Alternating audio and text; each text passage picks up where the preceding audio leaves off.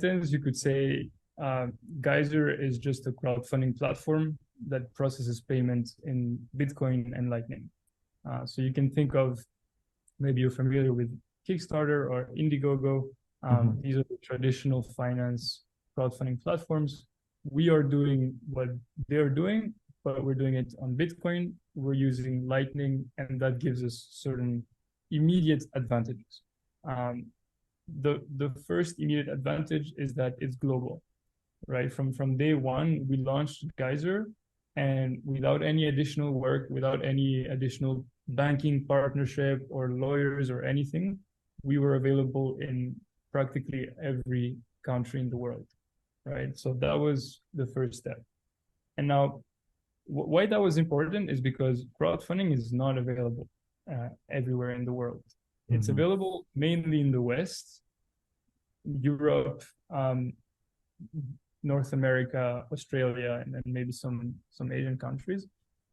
And that's it, right? If you want to launch your Kickstarter campaign and you're based in Nigeria or you're based in El Salvador, you don't have access to that financial tool. Yeah. There are alternative tools, but they operate very, very locally. So they don't give you access to this global world and value exchange that exists with Bitcoin.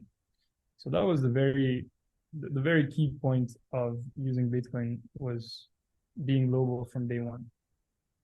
The second aspect was the fact that because we didn't have to do these banking partnerships, because we didn't have to go to Stripe or to PayPal or to Visa, we don't have any of these payment processing fees. We don't have to comply to what they want or where they operate. Again, we can operate globally, and we can charge much less fees to the creators. And so that allows us, from one hand, to be global, from the other hand, to charge much less fees than traditional platforms. And in terms of competing with them, those are two main advantages.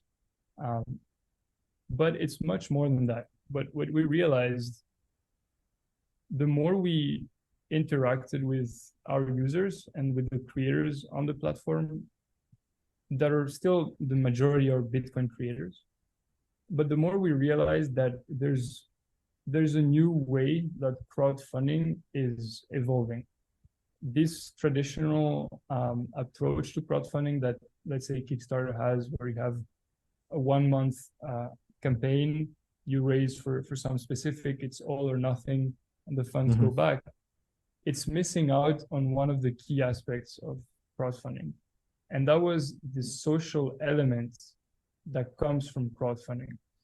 Yes, people are funding you, but it's not one or two people. It's not a big investor. It's not a bank that's giving you a long-term donation or a loan.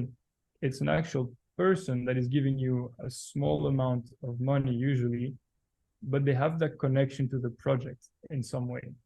They were drawn by what you're doing. They were maybe inspired by what you're doing, and therefore they want to participate.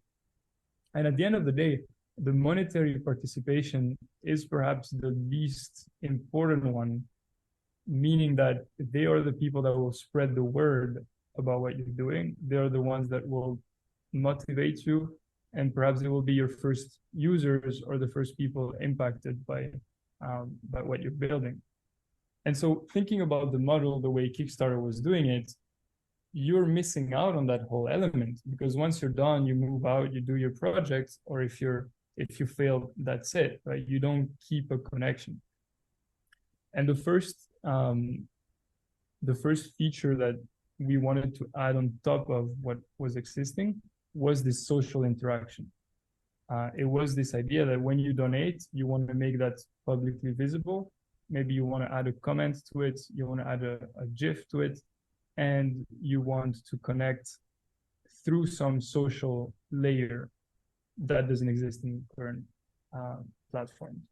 Now, at the time, about a year ago when we started that, Nostr was existed, but was nowhere near where it's at today. And so Twitter was where things were happening, and we plugged into Twitter. And that was the social layer that was added to the platform.